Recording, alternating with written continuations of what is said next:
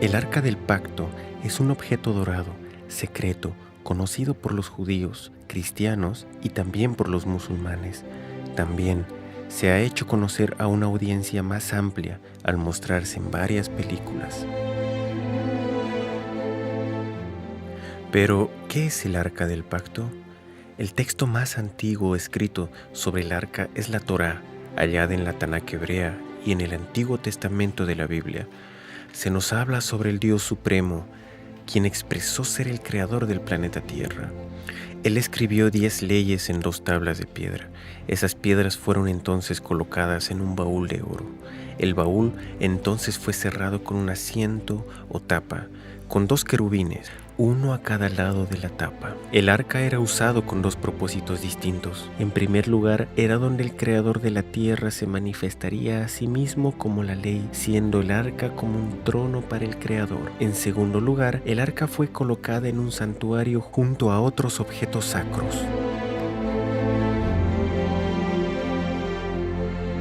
No se le era permitido a nadie entrar en la habitación donde se encontraba el arca, con excepción de una vez cada año, cuando un sumo sacerdote traía sangre a la habitación y colocaba la sangre enfrente del arca y en el asiento del arca.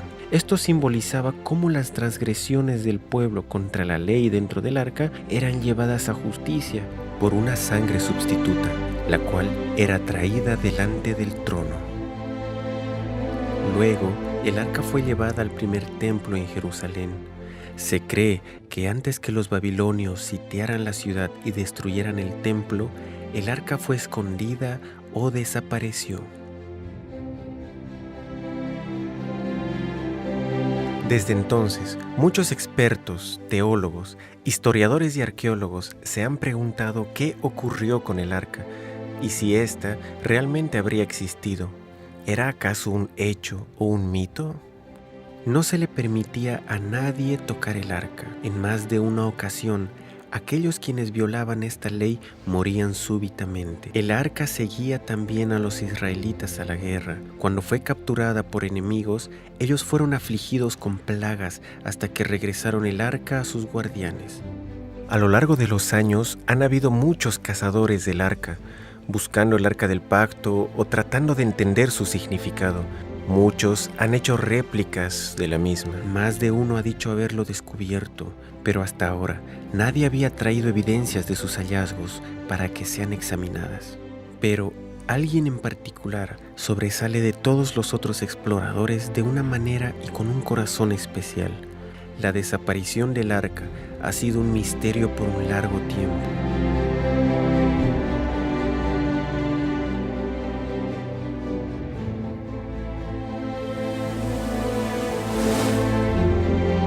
Todas las fuentes mencionan que su lugar de escondite estaba escrito mucho después de su desaparición y que está claramente basado en leyendas o atinos. La última vez que el arca es mencionado en la Biblia fue cuando el rey Josías ordenó que se colocara de vuelta en el templo, pero también sabemos que Babilonia conquistó a Jerusalén en los días de los hijos del rey Josías, unos 35 años después. Algo interesante sobre esto es que no hay ninguna mención del arca, a pesar que otros objetos que fueron llevados a Babilonia son mencionados. Sin embargo, el libro de los Macabeos, que se escribió varios cientos de años después de su desaparición, menciona que el arca había sido escondida en el monte donde Moisés vio la tierra prometida antes de su muerte. El libro de Baruc, un libro más reciente, menciona que Dios dejó que la tierra debajo de Jerusalén se abriera y que el arca volvería a la superficie nuevamente en el tiempo del fin. Y la literatura medieval menciona que el arca había sido llevada a Etiopía. Algunas especulaciones del siglo XX incluían lugares como Egipto y aún Irlanda. Pero, ¿qué es el arca y dónde está? Pueden estar actualmente relacionados. La principal función del Arca del Pacto era ser la silla gubernamental de Dios en su templo terrenal. El arca tenía muchas tareas fuera del santuario y no estaba limitada a los ritos de sacrificio. Tanto dentro como fuera del sistema del santuario, el arca era usada para defender el derecho de Dios como juez y único Dios verdadero y Rey de toda la tierra. Este derecho estaba escrito en la ley, dentro del arca, la cual estipuló que Él era el Creador y que por tanto la tierra le pertenecía.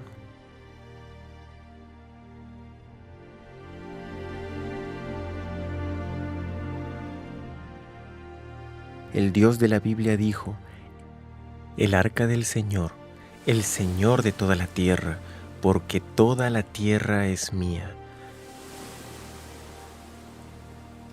Porque el Señor Altísimo es terrible, Él es un gran rey sobre toda la tierra. Es por esto que el arca iba al frente en guerra contra la ciudad de Jericó, aun cuando esta ciudad no lo aceptaba como Dios o como la autoridad suprema en la tierra. Él aún los juzgaría y pasaría sentencia. A pesar que Nabucodonosor, el gran líder en Babilonia, no adoraba al Dios de Israel, tanto él como otros reyes de grandes naciones en esos días eran aún juzgados por Dios. Los asirios, madianitas, cananeos, egipcios, etíopes, filisteos y muchas otras naciones quienes rechazaban a Jehová como su Dios eran aún juzgados de acuerdo a los estándares de Dios. Cuando el último rey de Babilonia se burló de Dios en el templo de Dios, su sentencia fue dada por el Señor en la forma de una mano que escribía su juicio sobre la pared a la vista de todos. Dios muestra que no importa a qué religión o grupo étnico usted pertenece, usted será juzgado de acuerdo al estándar del Creador y no por su propia norma moral o la norma moral de su cultura específica. Una de las funciones del arca era ir delante del pueblo de Dios en el desierto, guiándoles hacia su lugar de descanso. Estaba presente cuando hubo una disputa sobre la autoridad de los escogidos de Dios y ésta tenía que ser resuelta. El arca fue delante de ellos en el río Jordán y así el río se abrió milagrosamente para el pueblo, permitiéndoles pasar el río hasta la otra orilla. Tomó parte en la confirmación del pacto entre Dios e Israel en el monte Ebal, y aún cuando Israel le falló a Dios y fue conquistado por el enemigo y el arca les fue quitada, Dios usó el arca para juzgar a los filisteos y humillar a sus dioses, por lo que ellos se vieron forzados a devolverla.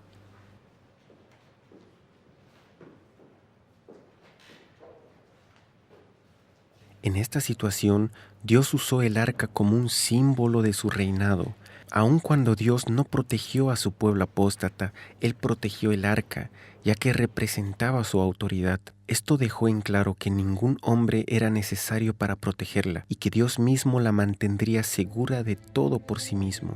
Esto también elimina la posibilidad de que haya sido destruida. El arca ha sido el trono de Dios en la tierra y la Biblia dice: «Tu trono, oh Jehová, es para siempre». Mientras Jeremías había sido testigo de cómo Jerusalén y el templo eran destruidos, él tenía algo totalmente distinto que decir sobre el trono de Dios. Tu trono, oh Dios, permanece para siempre, tu trono de generación en generación. Entonces, ¿qué ocurrió realmente con el arca? Dios le dijo a Jeremías que la ciudad y el templo iban a ser destruidas. Él estaba preparado junto a muchos otros. La cosa más natural era esconder el objeto más sagrado, el arca del pacto. Una palabra profética para el tiempo del fin en la Biblia puede darnos una clave de dónde el arca surgiría. Y vendrán muchas naciones y dirán: subamos al monte de Jehová, porque de Sión saldrá la ley y de Jerusalén la palabra de Jehová.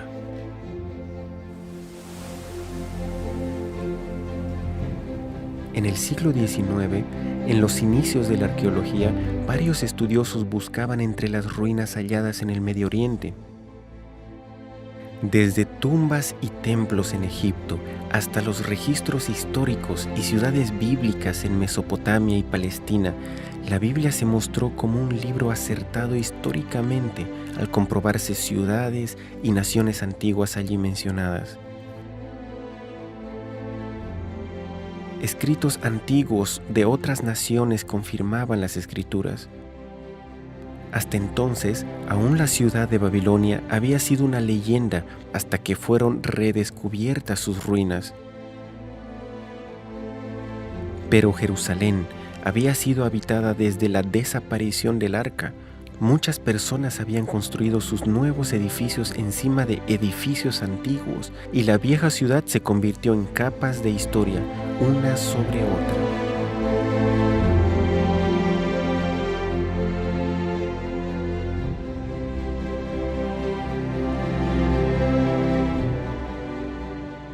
En 1854, un misionero, James Barclay, estaba caminando cerca de los antiguos muros de Jerusalén cuando se tropezó con la entrada de una gran cueva bajo la ciudad antigua, llena de túneles y aperturas. Había estado cerrada por siglos y tenía la longitud de 5 cuadras en la ciudad. En 1867, el general Sir Charles Warren hizo la promesa de las mayores excavaciones en la ciudad antigua y de la montaña donde alguna vez estuvo el templo. Él descubrió túneles subterráneos. En 1873, Charles Clermont, un orientalista francés y arqueólogo, descubrió un querubín grabado sobre piedra dentro de la cueva. El querubín era usado comúnmente en tiempos antiguos para guardar la entrada de un pueblo o un lugar sagrado. Este querubín tenía características similares a lo que era popular en el tiempo de la desaparición del arca. En 1882, el general Gordon, un alto y respetado oficial, viajó al Medio Oriente y mientras miraba cerca de Jerusalén, él estaba convencido que el lugar tradicionalmente llamado Gólgota no podía estar en el lugar que se creía. La sección norte del monte del templo que fue cortada parecía encajar mucho mejor con la descripción bíblica y con el diseño de la antigua ciudad. Él comenzó excavaciones allí, pero tuvo que salir para ayudar en un conflicto en Sudán, donde murió, no pudiendo terminar su trabajo. Sin embargo, él tuvo el tiempo de escribir una carta a un amigo que contenía una declaración increíble. Algo había ocurrido que no podía explicar. El monte hacia el norte, el cual Gordon había identificado como el Monte de la Calavera, era también la ubicación de la cueva de Jeremías, donde él escribió el libro de Lamentaciones, el mismo libro donde Jeremías había mencionado el trono de Dios permanece. Gordon dijo, el arca del pacto está allí. Él también mencionó que otros muebles del templo podrían ser hallados allí, una declaración bastante extraña, ya que él nunca llegó a terminar su excavación. Entonces, ¿cómo sabía esto? Bien, el lugar fue dejado encubierto y las cartas del general Gordon permanecieron guardadas en algún lugar seguro. Cerca de unos 100 años más tarde, un hombre llamado Ron Wyatt había comenzado a orar a Dios para que lo usara para mostrar al mundo que la Biblia es verdad. Ron ya había estado observando la historia del diluvio y había investigado las posibles ruinas del arca de Noé. También estaba estudiando el éxodo de Israel desde Egipto y una ubicación desde donde ellos pudieron haber cruzado el mar, hallando algunas ruedas antiguas de carros egipcios.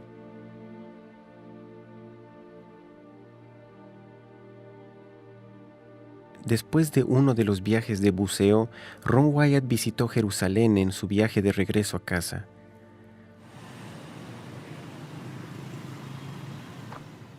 En Jerusalén, caminando a lo largo de un precipicio con un amigo, su mano alzada por sí sola apuntó a un lugar donde cenizas y basura se hallaban al frente del precipicio. Sin entender el por qué o cómo, él se escuchó a sí mismo decir, la cueva de Jeremías y el arca del pacto están aquí. Ron estaba confundido con lo que había ocurrido, ya que no había tenido una experiencia como esta antes. Ni siquiera había pensado en buscar esto. Pensativo, se fue a casa tratando de estudiar y hallar si era una posibilidad que el arca se encontrara allí. Él estudió el sitiado de Babilonia en el momento cuando se había visto por última vez el arca. Trató de ver cuándo había podido ser removida y también las limitaciones de tanto tiempo como el lugar para esconderla. Estudió la posibilidad de que el arca pudiera haber estado escondida debajo, en algún lugar del sistema de túneles. Ron comenzó a excavar con sus 2 hijos en el lugar donde su mano había apuntado.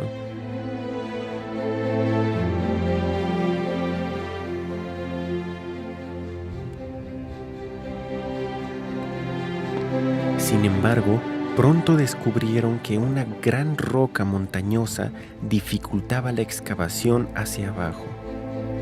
Esta vez ellos comenzaron a cavar unos pocos metros hacia la derecha. A medida que comenzaron a excavar, él halló rápidamente 3 nichos del lado del precipicio. Ron pensó que quizás estos podían ser nichos que albergaban símbolos del periodo romano. Después de todo, Gólgota se hallaba más cerca a la vía principal y en el tiempo de Jesús podría haber sido el lugar donde Jesús fue crucificado. El bien conocido Quintiliano explica: en cualquier lugar donde crucificábamos criminales, se escogían calles muy concurridas para que muchos vieran y así sean movidos al miedo, ya que todo castigo no es una venganza, sino un ejemplo. La ubicación de Gólgota, donde la iglesia bizantina fue construida, no se encontraba en la calle principal, pero este lugar sí lo estaba. ¿Podrían haber sido usados estos nichos para colocar señales que revelaban a las personas los crímenes que los criminales habían cometido? Él comenzó a pensar que ese lado del monte podía haber sido el lugar donde las personas eran crucificadas. Ron continuó excavando hacia abajo, pero el piso era muy débil y por esta razón ellos fueron de vuelta al lugar original pensando que podían cavar alrededor de la otra roca. Esta vez ellos descubrieron que podían excavar entre el precipicio y la roca y que el precipicio casi formaba un techo a medida que excavaban hacia abajo. Mientras excavaban, él encontró rápidamente lo que parecía ser una soga, como si fuera tallada en el precipicio. Él comenzó a averiguar para qué se hubiera usado esa soga. 38 pies bajo el nivel del terreno se encontraba en lo que parecía ser una estructura como de una cisterna.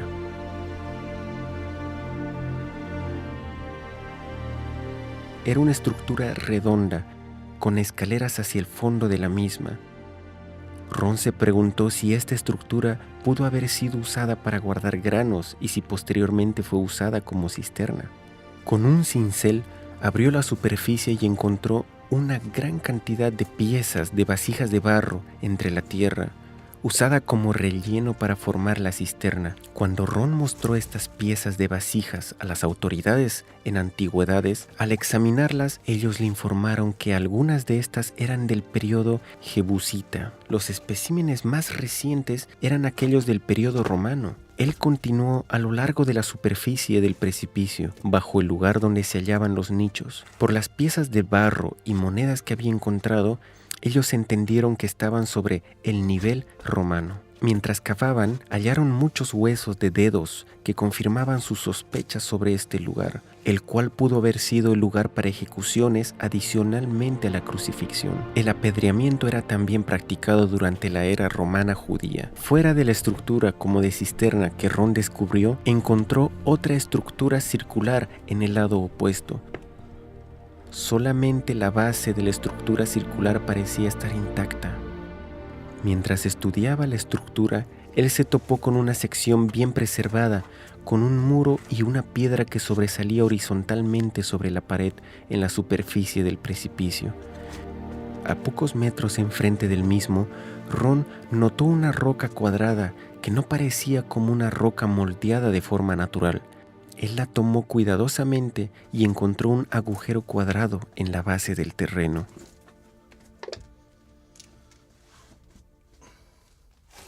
¿Podría haber sido este un agujero para una cruz? Mientras examinaba este agujero y limpiaba la tierra a su alrededor, él descubrió que había una gran quebradura que se extendía desde el orificio. Parecía que el agujero había sido hecho sobre la superficie, en la base de tierra del frente. A un nivel más bajo, Él halló otros agujeros para cruces, pero él no podía sacar de su cabeza que aquel agujero en la plataforma, con la resquebradura que se extendía fuera de sí, pudo haber sido el agujero que sostuvo la cruz de Cristo. Recordaba en las Escrituras que un terremoto había sacudido el monte cuando Cristo murió. ¿Podía esta resquebradura apuntar el agujero que sostuvo la cruz? El agujero se extendía unas 23 pulgadas en el suelo firme, mientras que la hendidura parecía extenderse mucho más profundo.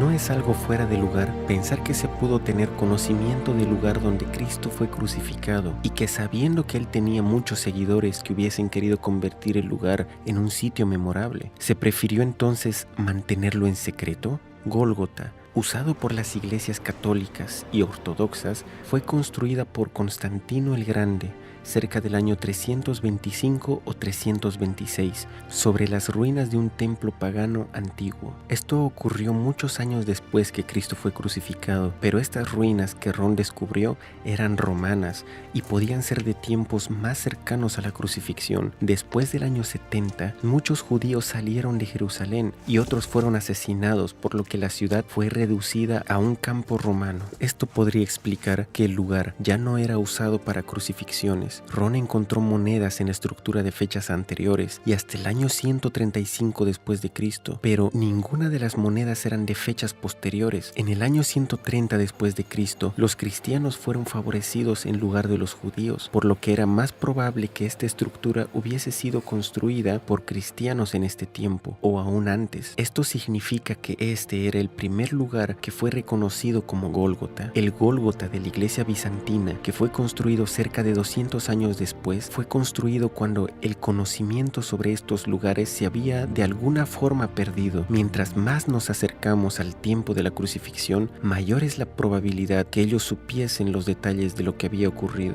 El hecho que las monedas halladas por Ron en el edificio antiguo pertenecían al año 135 después de Cristo indica que quien hubiese construido y usado esta estructura antigua aparentemente la abandonó y con el tiempo dejó la religión. El hecho que las fundaciones estaban aún intactas podían indicar que no sufrió destrucción por manos de invasores.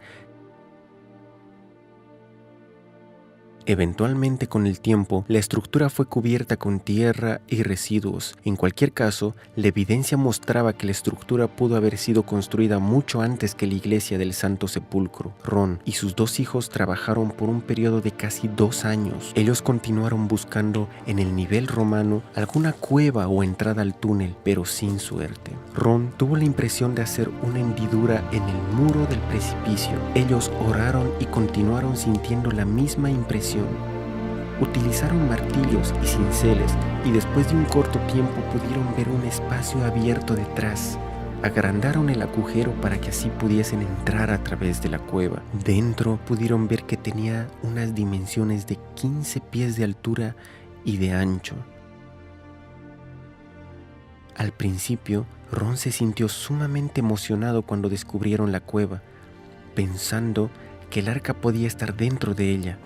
Pero la cueva estaba vacía y de allí se abrían una gran cantidad de aperturas dentro del monte.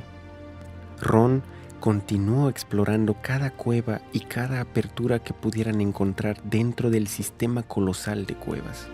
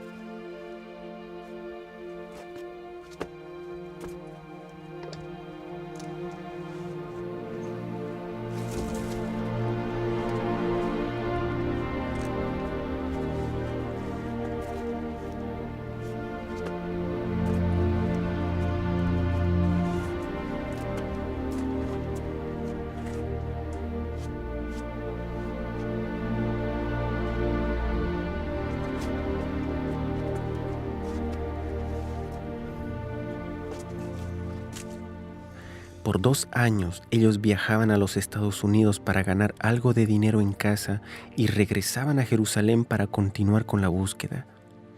En diciembre de 1981, ellos continuaban su trabajo dentro del sistema de cuevas, buscando alguna apertura o cueva que pudieran encontrar. Sin embargo, los 3 enfermaron. Los 2 hijos de Ron volvieron a los Estados Unidos y Ron tuvo que buscar ayuda de otras personas para continuar. Él no iba a rendirse y sentía que Dios le había prometido que encontraría el arca en este viaje específico. Pero ya había usado todo su dinero, estaba enfermo y el trabajo era bastante duro y extenuante.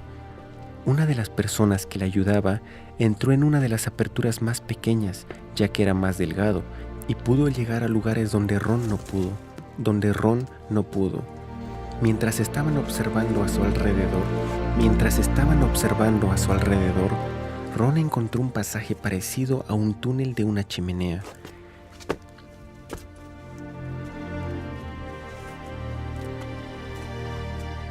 Y de allí salía un túnel donde Ron tenía que exhalar para poder pasar a través de él. Entonces notó una estalactita de unas 16 pulgadas de longitud enfrente del muro al precipicio.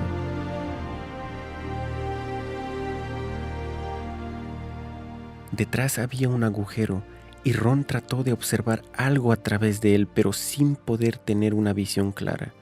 Entonces él lo agrandó un poco y podía ver una cueva dentro que no parecía algo tan prometedor, parecía ser solo una cueva llena de rocas. Determinado a ver en todas partes, agrandó el agujero lo suficiente como para que su ayudante pudiera entrar, pero su ayudante salió rápidamente con una mirada aterradora en su rostro gritando: ¿Qué hay allí? ¿Qué hay allí?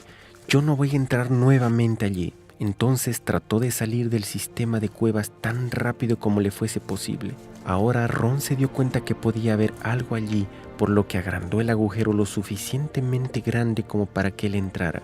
Era el 6 de enero de 1982. Había un espacio de unas 18 pulgadas entre las rocas y el techo. Ron comenzó a alumbrar con su linterna a través de las rocas para ver si había algo debajo.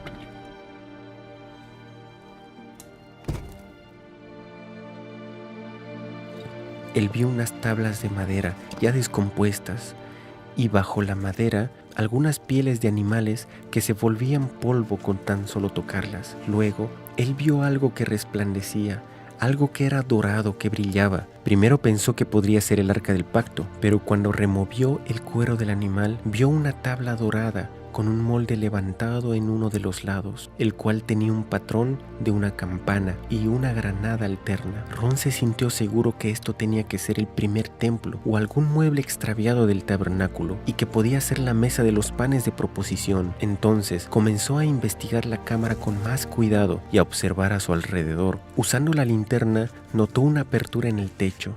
Trepando cerca de las rocas del lado lateral de la cámara, vio una caja de piedra justo debajo de la apertura. Tenía una roca lisa en el tope, la cual estaba quebrada en dos, y una sección más pequeña que se había movido hacia uno de los lados, creando una apertura hacia la caja de piedra. Pero su tapa estaba tan cerca del techo de la cueva que no le era posible ver dentro de la misma.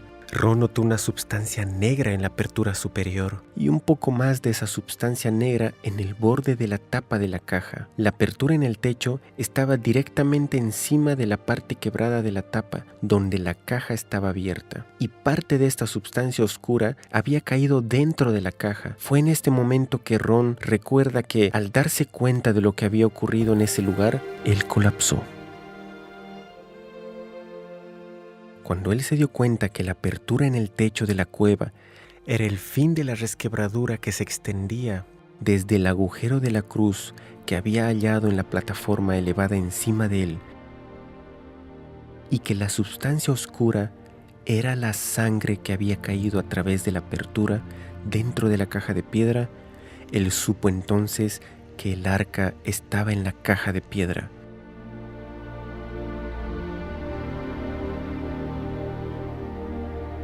Pero el descubrimiento más maravilloso era el ver que la sangre de Cristo había actualmente caído en el propiciatorio del arca del pacto. Ron estuvo en asombro por un tiempo. Posteriormente volvió a la cueva para confirmar que realmente se trataba del arca del pacto. Él informó al gobierno israelí sobre el descubrimiento, pero se le dijo que se mantuviese en silencio. Ron no pudo estar callado por mucho tiempo. Visitó la cámara en varias oportunidades y reportó que varios objetos se encontraban allí además del arca del pacto. El candelero de 7 brazos con sus lámparas del santuario original, el altar de oro de incienso, la mesa de los panes de proposición, un incensario dorado, un efod, una mitra con una granada de marfil sobre una punta, una pesa de siclos de bronce, lámparas de aceite y un anillo de bronce y una espada muy grande. En la parte trasera del arca había un pequeño cubículo abierto, el cual aún contenía el libro de la ley, quizá el que Moisés escribió por sí mismo. De acuerdo a su entendimiento, el libro de Génesis no estaba allí. Algo que le asombró a Ron es que los rollos estaban escritos sobre pieles de animales y estaban en condiciones perfectas.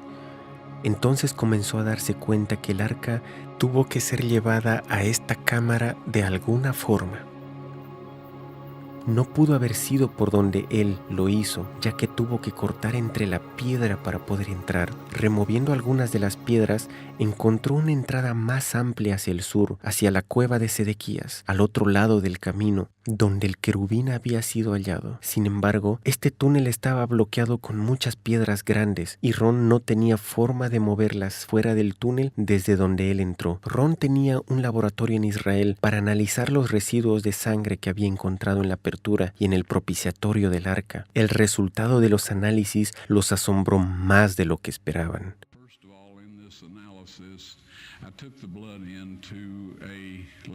En primer lugar, en este análisis yo tomé la sangre en un laboratorio en Israel. Pregunté a una de las personas con las que trabajo dónde había un buen laboratorio, cuyo trabajo sea confiable. Ellos dijeron, tal y tal. Y yo la llevé allá. Dije, por favor examinen esta sangre y díganme lo que pueden decirme sobre él. Ellos dijeron, nosotros vamos a reconstituirla, vamos a colocarla en una solución salina normal y mantener la temperatura corporal por 72 horas con un movimiento suave. Ese es su negocio, yo dije, yo quiero estar allí cuando ustedes lo examinen. Ellos dijeron, bien, así que regresé y ellos lo analizaron. Y ahora digo lo que ellos dijeron. Es sangre humana, podemos decir eso. Ellos hicieron todos los exámenes que necesitaban hacer. Entonces dije, tomen algunas células blancas y colóquenlas en un medio de crecimiento y manténganlas a temperatura ambiente por 48 horas. Ellos dijeron, eso no será de ninguna ayuda, ya que está muerta. Yo dije, por favor, ¿podrían hacer eso? Ellos me dijeron, está bien, lo haremos. Así pues, yo les dije que quería estar allí cuando ellos sacaran la muestra para examinarla. Regresé al lugar cuando ellos sacaron la muestra para examinarla bajo un microscopio y uno de los técnicos llamó a otro y luego ellos llamaron a su jefe y estaban hablando en hebreo cerca de 1 minuto y me miraron y me dijeron, señor Wyatt, esta sangre humana tiene solamente 24 cromosomas en ella. Cada persona tiene 46. Esto es 23 cromosomas de su madre y 23 de su padre, 22 autosomas de su madre y 22 autosomas de su padre. Usted tiene una X de su madre y usted puede obtener una X o Y de su padre. Esta sangre tiene 23 cromosomas del lado de la madre y un cromosoma Y solamente. Usted verá, Un niño no pudo haberse desarrollado si no tuviese los autosomas de su madre, así que todas las características físicas fueron determinadas por el lado de su madre.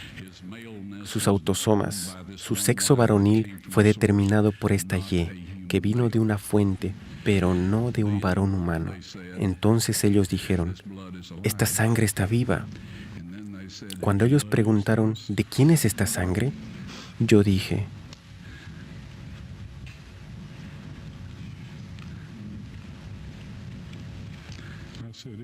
es la sangre de vuestro Mesías.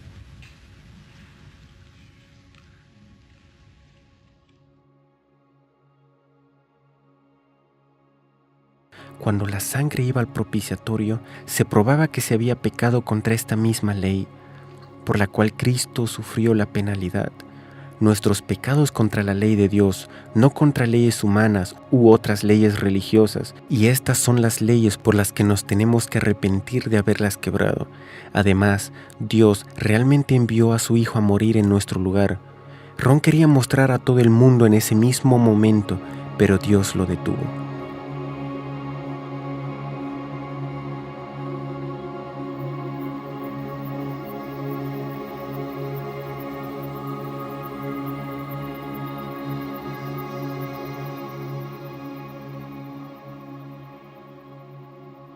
En su cuarta visita a la cámara, el túnel fue limpiado y los muebles se colocaron en orden. Ron sintió inmediatamente la presencia de ángeles en la habitación y vio a 4 ángeles, 2 de pie, uno en cada lado del arca. Ellos le dijeron que habían sido designados para proteger el arca, y entonces le dijeron a Ron que colocara su cámara en un trípode y grabara. Ellos alzaron la tapa del propiciatorio y le ayudaron a sacar los 10 mandamientos escritos en 2 tablas de piedra. Ron las sostuvo, mostrándolas a la cámara. Luego le dijeron a Ron cuándo Dios tenía planeado enseñar esto al mundo. En el tiempo apuntado por Dios, cuando la ley dominical sea forzada a guardarse, poco después de esto, estas tablas serán mostradas al mundo.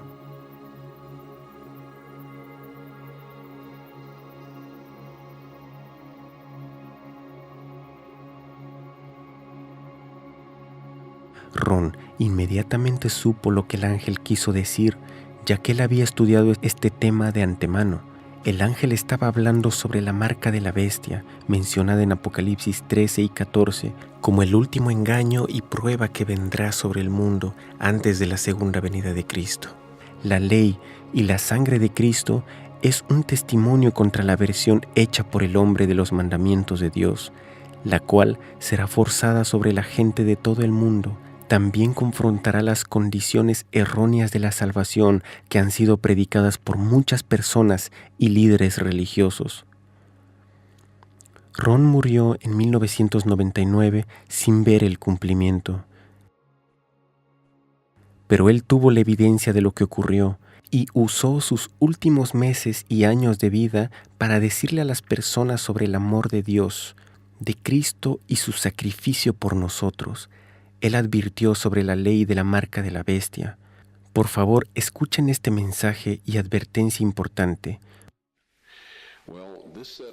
Bien, este conjunto de leyes es el único que tienen que guardar los súbditos de Dios, y es bajo su trono en el cielo y en la tierra, porque a Moisés se le dijo que hiciera su lugar de morada, la morada terrenal de Dios, según la forma que se le mostró en el monte, el patrón que se le mostró en la montaña.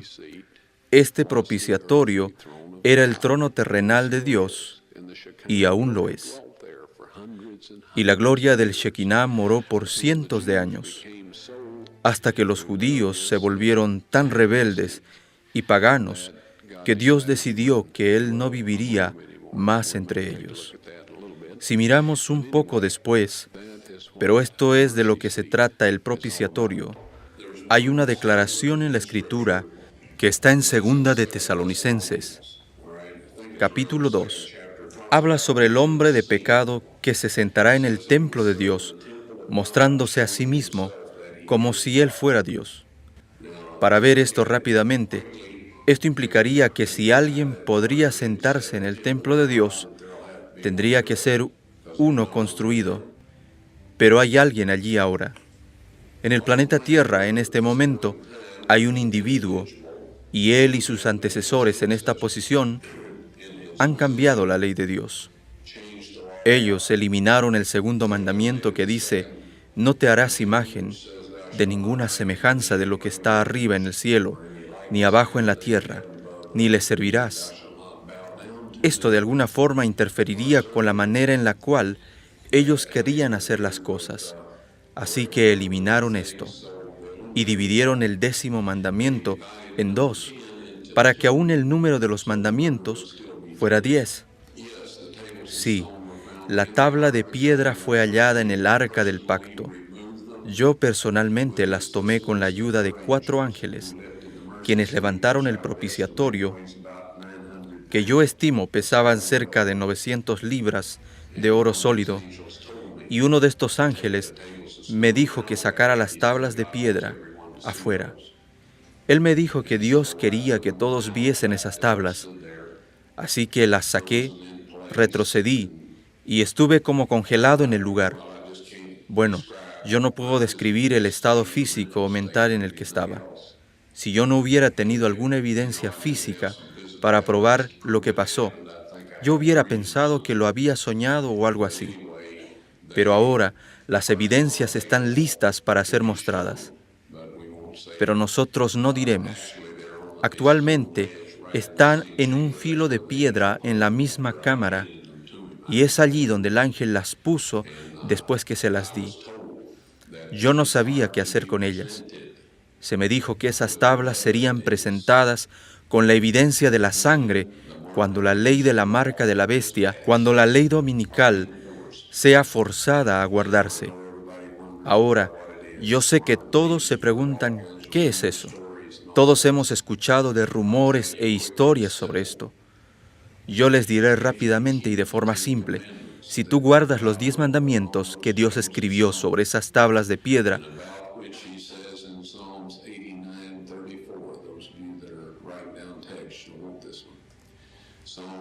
sobre lo que Él dijo en Salmos 89:34, no olvidaré mi pacto, ni mudaré lo que ha salido de mis labios. Él habló los 10 mandamientos desde el monte. Él los escribió en piedras y dijo que nada cambiará. Si tú guardas esa ley, recibirás el sello de Dios. Pronto habrá un conjunto de leyes hechas por los hombres con las mejores intenciones, rodeadas de una cantidad de elogios célebres y peticiones sepulcrales.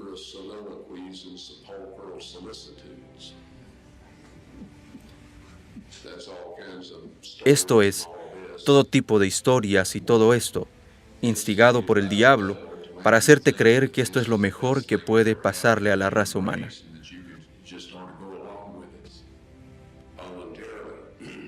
De tal forma que tú querrás seguir con estas leyes voluntariamente. Esta ley, hecha por el hombre, requerirá que tú quebrantes los 10 mandamientos de Dios. Cristo dijo a los fariseos que es en vano que me adoren, enseñando doctrinas y mandamientos de hombre. Si tú guardas estas leyes humanas y quebrantas los 10 mandamientos de Dios, recibirás la marca de la bestia. Nadie tiene la marca de la bestia en este tiempo. Tú solo puedes tenerla después que esas leyes sean forzadas. Ahora, es tan difícil cuando una cantidad de leyes hechas por los hombres se pasen y los fuercen a obedecer, donde requerirá que se quebrante los 10 mandamientos de Dios. La penalidad por no guardar esas leyes humanas es que tú no podrás comprar o vender. Esta es la marca de la bestia. Diremos, amigos, guarda esta ley y recibirán el sello de Dios. Guarda las leyes hechas por el hombre obligándonos a quebrantar la ley de Dios y tendremos la marca de la bestia. Puede sonar algo simple, Sé que hay personas que dicen que la marca de la bestia es un chip de computadora y toda clase de historias. Está en guardar las leyes de los hombres en vez de las leyes de Dios. Tal como Cristo dijo a sus discípulos, cuando hablaba de los líderes judíos en sus días, dijo, porque en vano me adoran enseñando por doctrinas los mandamientos de hombres. Dios no aceptó la ofrenda de Caín de frutas y verduras. Él no aceptará ningún sustituto por nuestra lealtad a Él, guardando sus 10 mandamientos.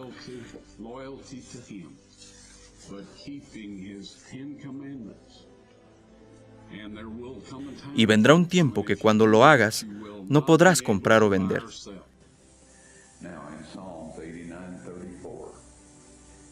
Dios dijo, no olvidaré mi pacto, ni mudaré lo que ha salido de mis labios. Eso significa los 10 mandamientos, lo cual es el pacto. Él no va a cambiar lo que habló en la cumbre del monte, que está registrado en el 20º capítulo de Éxodo. Él no va a cambiar eso. Cuando yo vi las tablas de piedra y vi lo que decían, ellos decían exactamente lo mismo que el texto hebreo original en el libro de Éxodo. Exactamente. Y eso no va a cambiar. Ahora la Biblia nos advierte que Satanás vendrá con milagros y engaños. ¿Cómo podemos decir qué milagro es de Satanás? Porque él es un ser sobrenatural y todos los ángeles caídos son seres sobrenaturales. Ellos pueden hacer cosas que son milagrosas. Desde nuestro punto de vista, ¿cómo podemos saber qué es de Dios y qué no lo es? Si ellos dicen que los mandamientos de Dios son vigentes y que quebrantar esos mandamientos es pecado, entonces son de Dios. Si ellos dicen cualquier otra cosa fuera de esto, ellos no son de Dios y no tenemos que escucharlos, a pesar de cualquier clase de milagros que ellos hagan. Las tablas de piedra se exhibirán después de la ley dominical nacional, cuando sea obligatoria. Estas fueron las palabras exactas del ángel, tal como yo las recuerdo.